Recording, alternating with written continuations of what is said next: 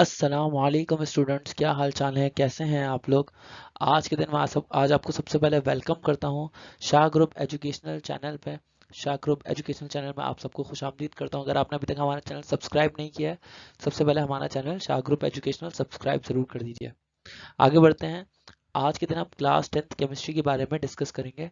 Class 10th chemistry के अंदर हम organic chemistry class 10th chemistry के अंदर चैप्टर नंबर 3 है। चैप्टर नंबर 3 को हम डिस्कस करने वाले हैं। जो चैप्टर नंबर 3 है बेसिकली, अगर मैं चैप्टर नंबर 3 की बात करूं, चैप्टर नंबर 3 की फर्स्ट वीडियो जिसके अंदर इंट्रोडक्शन टू ऑर्गेनिक केमिस्ट्री हमने पढ़ा था, वो इंट्रोडक्शन टू ऑर्गेनिक केमिस्ट्री हम पढ़ चुके हैं। आज के दिन हम वीडियो नंबर 2 के अंदर बात करेंगे किस चीज़ के बारे में। ये ऑर्गेनिक केमिस्ट्री की वीडियो नंबर 2 है, ठीक है। इसके अंदर हम बात करेंगे किस चीज़ के बारे में। हम बेसिकली बात करेंगे इधर लेक्चर नंबर 26 के अंदर फॉर्मूलाज के बारे में। फॉर्मूलाज, ठीक है ना। फॉर्मूलाज कौन कौन से फॉर्मूलाज के बारे में हम लोग डिस्कशन करेंगे यहाँ पे। हम यहाँ पे बात करेंगे मॉलिक्यूलर फार्मूला क्या होता है, कंडेंस्ड फार्मूला क्या होता है, स्ट्रक्चरल फार्मूला क्या होता है, और लास्ट में हम बात करेंगे बिल्कुल आखिर में डॉट एंड क्रॉस फार्मूला के बारे में। डॉट एंड क्रॉस फार्मूला के बारे में बिल्कुल आखिर में पहुंच के बात करेंगे। फिलहाल हम बात करने वाले हैं किस चीज़ के बारे में, फिलहाल हम बात करने वाले हैं मॉलिक्यूलर फार्मूला के बारे में, ठीक है। तो मॉलिक्यूलर फार्मूला क्या चीज़ है? मॉलिक्यूलर फार्मूला स्टूडेंट सबसे इंपॉर्टेंट तरीन चीज़ है। मॉलिक्यूलर फार्मूला है कि ये बताता है एक्चुअल नंबर ऑफ एटम्स, कि कितने एटम्स प्रेजेंट हैं एक मॉलिक्यूल के अंदर। ये कहलाता है molecular formula. Actual number of atoms, कितने नंबर ऑफ एटम्स प्रेजेंट है एक मॉलिक्यूल के अंदर, ये कहलाता है मॉलिक्यूलर फार्मूला। फॉर एग्जांपल अगर मैं बोलूँ C6H6, तो 6 कार्बन एटम्स हैं, 6 कार्बन एटम्स हैं और हाइड्रोजन भी 6 हैं, तो ये बन जाएगा हमारा मॉलिक्यूलर फार्मूला। फॉर एग्जांपल अगर मैं बोलता हूँ C6H12O6, ये एक मॉलिक्यूलर फार्मूला है कि कार्बन 6 हैं, हाइड्रोजन 12 है, ऑक्सीजन 6 है। ये भी एक मॉलिक्यूलर फार्मूला है, ठीक है। तो मॉलिक्यूलर फार्मूला निकालने का तरीका क्या होता है? मॉलिक्यूलर फार्मूला निकालने का फार्मूला होता है मॉलिक्यूलर फार्मूला इक्वल्स टू, यहाँ पे एन बेसिकली एम्पेरिकल फार्मूला और मॉलिक्यूलर फार्मूला इन दोनों का रेशो है, ठीक है ना। तो एन बेसिकली रेशो है, इस नंबर को हम मल्टीप्लाई कर देते हैं किस चीज़ से, एम्पेरिकल फार्मूला से मल्टीप्लाई कर देते हैं, तो हमारे पास मॉलिक्यूलर फार्मूला आ जाता है। यहाँ पे n जो होगा वो हमेशा हमेशा होल नंबर होगा, जैसे कि 1 2 3 वगैरह वगैरह एक्सेट्रा। अब एग्जाम्पल यहाँ पे ग्लूकोज की एग्जाम्पल दी जा रही है कि मॉलिक्यूलर फार्मूला ग्लूकोज का क्या है। ग्लूकोज का मॉलिक्यूलर फार्मूला है C6H12O6, ठीक है। अगर हम इसके अलावा शुगर की बात करें तो शुगर का मॉलिक्यूलर फार्मूला क्या है? शुगर का मॉलिक्यूलर फार्मूला है C12H22O11। ये शुगर का मॉलिक्यूलर फार्मूला बता रहे हैं कि कितने कार्बन है, कितने हाइड्रोजन है, कितना ऑक्सीजन है, ठीक है। स्ट्रक्चर नहीं बता रहा, सिर्फ फार्मूला बता रहा है। मॉलिक्यूलर फार्मूला अगर बेंजीन की बात की जाए तो बेंजीन का मॉलिक्यूलर फार्मूला है C6H6। Without telling the structure, ये आपको actual number of atoms present in a molecule बता रहे हैं, ठीक है। अब हम बात करेंगे सेकंड स्ट्रक्चरल फार्मूला के बारे में। तो स्ट्रक्चरल फार्मूला बेसिकली बताता है ऑल टाइप्स ऑफ बॉन्ड्स जो कि प्रेजेंट होते हैं एटम्स के दरमियान में, उसके उसको साथ बताता है। All types of bonds present present between the atoms, present between the atoms in a molecule, ये सारे बॉन्ड्स बताता है जो कि एक मॉलिक्यूल के दरमियान में प्रेजेंट होते हैं। तो यहाँ पे मैं पहले रीड कर देता हूँ फिर आपको इसको समझा देता हूँ कि स्ट्रक्चरल फार्मूला क्या करता है। स्ट्रक्चरल फार्मूला बेसिकली आइडेंटिफाई करता है कि केमिकल बॉन्ड कौन कौन सी लोकेशन पर है एटम्स के दरमियान में, केमिकल बॉन्ड्स एटम्स के दरमियान में कौन कौन सी लोकेशन पर है। फिर एक स्ट्रक्चरल फार्मूला ये भी बताता है कि सबसे पहले एटम्स के सिंबल्स बताता है, एटम्स के सिंबल्स के दरमियान में ही क्या करता है, शॉर्ट लाइंस बताता है। शॉर्ट लाइंस बताता है जो कि केमिकल बॉन्ड की रिप्रेजेंटेशन करती है। अगर एक केमिकल बॉन्ड होगा तो एक लाइन डलेगी, अगर दो केमिकल बॉन्ड्स होंगे तो दो लाइंस बनेंगी, और तीन केमिकल बॉन्ड्स होंगे तो तीन लाइंस बनेंगी। तो ये लिखा हुआ है 1 2 और 3, एक दो या तीन केमिकल लाइंस होती हैं जो कि सिंगल डबल या ट्रिपल कोवेलेंट बॉन्ड को रिस्पेक्टिवली रिप्रेजेंट करती हैं। फॉर एग्जांपल स्ट्रक्चरल फार्मूला अगर हम इथेन की बात करें तो इथेन का स्ट्रक्चरल फार्मूला क्या होता है, मैं आइए जरा सबको दिखाता हूँ आपको। स्ट्रक्चरल फार्मूला कुछ इस तरह से होता है इथेन का कि हमारे पास दो कार्बन एटम्स हैं। पहले इथेन का फार्मूला लिख देता हूँ। इथेन का फार्मूला होता है C2H6। तो इथेन के फार्मूला में आपको नजर आ रहा होगा दो कार्बन है, यहाँ पे दो कार्बन आ गए, अब उसका 6 हाइड्रोजन है, तो इस कार्बन से एक हाइड्रोजन अटैच, फिर इस कार्बन से एक और हाइड्रोजन अटैच, फिर इस कार्बन से एक और हाइड्रोजन अटैच, फिर इस कार्बन से एक हाइड्रोजन अटैच है, इस कार्बन से एक हाइड्रोजन अटैच है, इस कार्बन से एक हाइड्रोजन अटैच है, इस तरह हर कार्बन से एक एक हाइड्रोजन अटैच है। तो ये स्ट्रक्चरल फार्मूला है इथेन का, ठीक है। इथेन का स्ट्रक्चरल फार्मूला है। अब मैं आपसे बात करने वाला हूँ कंडेंस्ड फार्मूला के बारे में। तो कंडेंस्ड फार्मूला कैसा होता है, कंडेंस्ड फार्मूला को जरा समझते हैं। कंडेंस्ड फार्मूला के अंदर हम क्या करते हैं, ये जो लाइंस हैं इन लाइंस को हटा देते हैं। ये जो सी एच, बल्कि पहले मैं आपको करता हूँ स्ट्रक्चरल फॉर्मूला थोड़ा सा और समझाता हूँ। जैसे कि मैं C2H4 की बात करूँ, C2H4 इथीन का फॉर्मूला है। तो इथीन का फॉर्मूला कैसे होता है? सबसे पहले ये दो कार्बन है, इन दोनों कार्बन के दरमियान में होता है डबल बॉन्ड। यहाँ पर एक हाइड्रोजन अटैच है, यहाँ पर एक हाइड्रोजन अटैच है, यहाँ पर एक हाइड्रोजन अटैच है, यहाँ पर एक हाइड्रोजन अटैच है। ये इथीन का स्ट्रक्चरल फॉर्मूला है। अगर फॉर एग्जाम्पल मैं आपको इथाइन की बात करता हूँ, तो इथाइन का स्ट्रक्चरल फॉर्मूला कैसा होता है ये भी मैं आपको समझा देता हूँ। ये तो इथेन था ना, C2H6। इथाइन का फॉर्मूला क्या होता है? इथाइन का फॉर्मूला कुछ इस तरह से होता है। इथाइन का फॉर्मूला होता है C2H2। तो ये कुछ इस तरह से होता है कि कार्बन कार्बन के दरमियान में ट्रिपल बॉन्ड होता है, यहाँ पर एक हाइड्रोजन और फिर इस कार्बन के साथ एक हाइड्रोजन। तो यहाँ पे आपको स्ट्रक्चरल फॉर्मूला समझ में आ गया, सारे टाइप्स के बॉन्ड प्रेजेंट है और हर बॉन्ड को अलग अलग शो किया जा रहा है। जो कंडेंस फॉर्मूला होता है, कंडेंस फॉर्मूला के अंदर हम एक रेडिकल को अलग शो करते हैं और दूसरे रेडिकल को अलग शो करते हैं, और दोनों रेडिकल्स के दरमियान का जो बॉन्ड होता है वो बताता है। ठीक है। इसी तरह से अगर हम इथीन की बात करेंगे, तो इथीन के अंदर भी हम क्या करेंगे? इथीन के अंदर एक रेडिकल को अलग शो करेंगे, एक रेडिकल जो पूरा एक यूनिट है, सिंपलेस्ट यूनिट पूरा है, हम उसको अलग शो करेंगे जैसे CH2। फिर दूसरा रेडिकल अलग शो करेंगे CH2 और इनके दरमियान का बॉन्ड बताएंगे। ये कंडेंस फॉर्मूला है। जैसे कि मैं आपको कंडेंस फॉर्मूला बताता हूँ। कंडेंस फॉर्मूला इथाइन का कैसे होगा? इथाइन का कंडेंस फॉर्मूला कुछ इस तरह से होगा कि CH एक वो है ना, CH एक यूनिट है, तो CH लिखा, दूसरा यूनिट भी क्या है? CH है।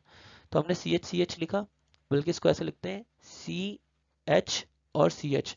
इधर दोनों कार्बन के दरमियान में ट्रिपल बॉन्ड है, तो दोनों कार्बन के दरमियान का ट्रिपल बॉन्ड शो किया। अगर मैं एक और आपको इथेन का बताऊं, तो इथेन का कैसा है? इथेन का फॉर्मूला है CH3 और CH3। तो ये पूरा एक रेडिकल है एक कार्बन एटम के साथ में, जबकि ये दूसरा रेडिकल है दूसरे कार्बन एटम के साथ में। तो मैं यहाँ पे क्या करूंगा? पहले एक रेडिकल लिखूंगा CH3 और फिर दूसरा रेडिकल लिखूंगा CH3। सिंगल बॉन्ड होता है तो बॉन्ड नहीं शो करता है। ठीक है। इसी तरह से मैं आपको last but not the least ethene के बारे में दिखाता हूँ। इथीन का फॉर्मूला कैसे होगा? इथीन का एक पूरा रेडिकल है CH2, तो मैं यहाँ पे लिखूंगा CH2 और दरमियान में डबल बॉन्ड है, तो यहाँ पे लिखूंगा डबल बॉन्ड, फिर दोबारा लिखूंगा CH2। ठीक है। तो इस तरह से ये कहलाता है कंडेंस्ड फॉर्मूला, जिसमें सिंगल बॉन्ड दरमियान में शो नहीं करता है, बल्कि डबल बॉन्ड होता है तो शो कर देते हैं, वो भी दो कार्बन एटम्स के दरमियान में। ठीक है। तो यहाँ पे अगर मैं कंडेंस फार्मूला की पूरी डेफिनेशन पढ़ूँ, तो कंडेंस फार्मूला की डेफिनेशन क्या होगी? आइए जरा पढ़ते हैं, एक सेकंड। यहाँ पे मैं सबसे पहले ये थोड़ा साफ सुथरा कर देता हूँ। ठीक है। तो ये तो इथेन की बात हो रही थी यहाँ पे, ठीक है ना। ये सारी लाइंस मैंने हटा दी बीच में, सब आपको समझ आ गई होगी वैसे। अब यहाँ पे जरा देखते हैं हम इथीन की कंडेंस फार्मूला की बात करते हैं। कंडेंस फार्मूला के अंदर क्या बोल रहे हैं? Condensed structural formula shows the order of atoms like a structural formula। Condense structural formula जो है बेसिकली एटम्स का जो ऑर्डर है वो स्ट्रक्चरल फार्मूला के तहत ही शो करता है। लेकिन ये इस तरह से लिखा जाता है कि सिंगल लाइंस नहीं लिखी जाती to save space. Single lines को नहीं लिखा जाता है स्पेस को सेव करने के लिए और इसको मोर कन्वीनियंट करने के लिए, ताकि हम जल्दी जल्दी लिख सकें। कंडेंस स्ट्रक्चरल फार्मूला की जो मेन डेफिनेशन है वो अभी जहाँ से स्टार्ट होगी मैं बताता हूँ। कंडेंस फार्मूला की डेफिनेशन, एक्चुअल में डेफिनेशन यहाँ से स्टार्ट हो रही है, मेन डेफिनेशन है यहाँ से स्टार्ट हो रही है कि condense structural formula, condensed structural formula और also helpful. Condense structural formula जो होता है और ज़्यादा हेल्पफुल है when showing that a group of atoms is connected. जब हम ये शो कर रहे हो कि वो जो ग्रुप ऑफ एटम्स यानी पूरा एक रेडिकल है वो एक सिंगल एटम के साथ किस तरह अटैच है। और फिर उसके बाद हम ये देखते हैं कि बहुत सारे एटम्स, बहुत सारे ग्रुप ऑफ एटम्स आपस में किस तरीके से एक दूसरे के साथ अटैच्ड है। जैसे एक रेडिकल दूसरे रेडिकल के साथ कैसे अटैच है, ये एक रेडिकल है, तो एक रेडिकल दूसरे रेडिकल के साथ कैसे अटैच है ये हमें कंडेंस फार्मूला से पता लगता है। ये एक रेडिकल दूसरे रेडिकल के साथ कैसे अटैच है, एक रेडिकल दूसरे रेडिकल के साथ कैसे अटैच है, एक रेडिकल दूसरे रेडिकल के साथ कैसे अटैच है, ये हमें कंडेंस फार्मूला के अंदर पता लग जाता है। सही है। तो यहाँ पे हम कंडेंस फार्मूला की बात कर रहे हैं। कंडेंस फार्मूला में वापसी हटा देता हूँ, जो मैंने यहाँ पे गोल दायरे बनाए ताकि समझने में आसानी रहे। तो कंडेंस फार्मूला बेसिकली हमें कन्वीनियंट है लिखने के अंदर, और उसके अंदर दो रेडिकल्स को आपस में जोड़ते हैं, सिंगल बॉन्ड शो नहीं करते हैं, और डबल बॉन्ड होता है दो कार्बन एटम्स के दरमियान में तो शो कर देते हैं और इस तरह से आपस में जोड़ देते हैं।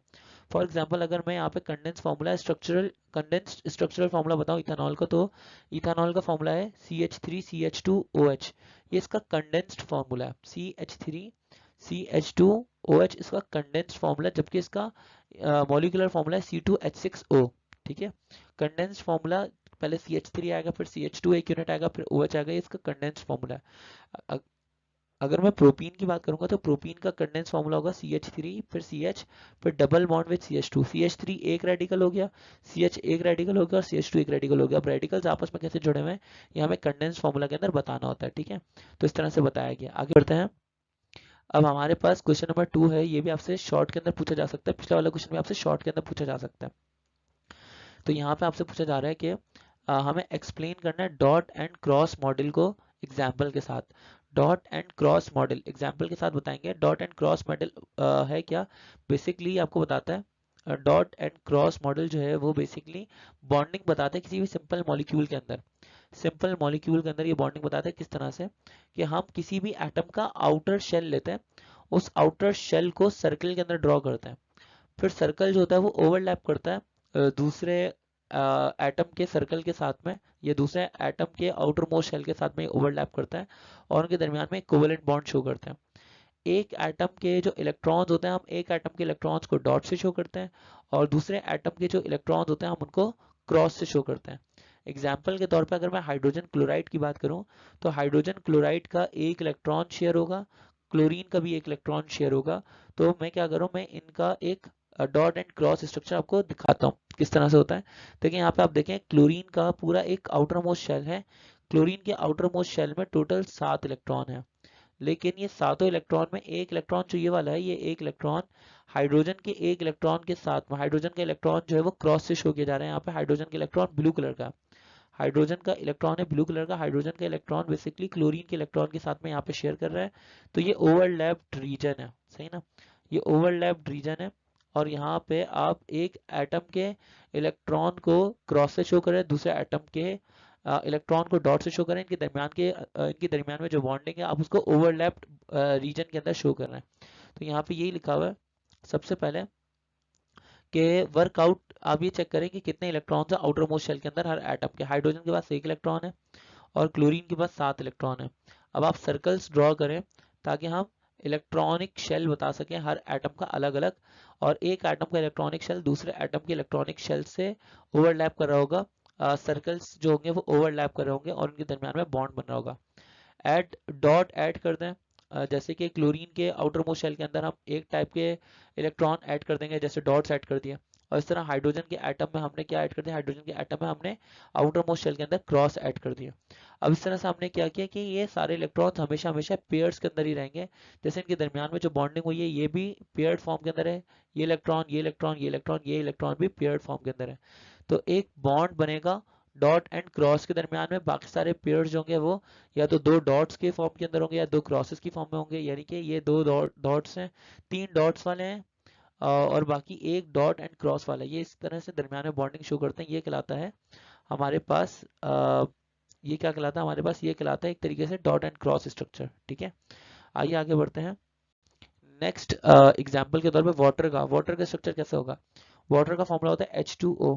सबसे पहले मैं क्या चेक करूंगा, मैं बोलूंगा भाई ऑक्सीजन है, तो ऑक्सीजन के आउटर मोस्ट शेल में 6 इलेक्ट्रॉन होते हैं।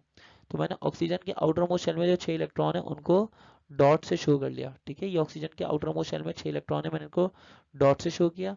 अब हाइड्रोजन के आउटर मोस्ट शेल में एक इलेक्ट्रॉन होता है, तो मैंने यहाँ पे एक हाइड्रोजन ले लिया, यहाँ पर दूसरा हाइड्रोजन ले लिया, सही ना। इन दोनों हाइड्रोजन के हमने क्या बनाया, हमने दोनों हाइड्रोजन के आउटर मोस्ट शेल्स बना लिए, ठीक है। अब हाइड्रोजन के पास एक इलेक्ट्रॉन होता है, मैंने उस एक इलेक्ट्रॉन को क्रॉस से शो किया, यहाँ पे भी एक इलेक्ट्रॉन को क्रॉस से शो किया, यहाँ पे बॉन्ड बन गया, यहाँ पे बॉन्ड बन गया, ठीक है।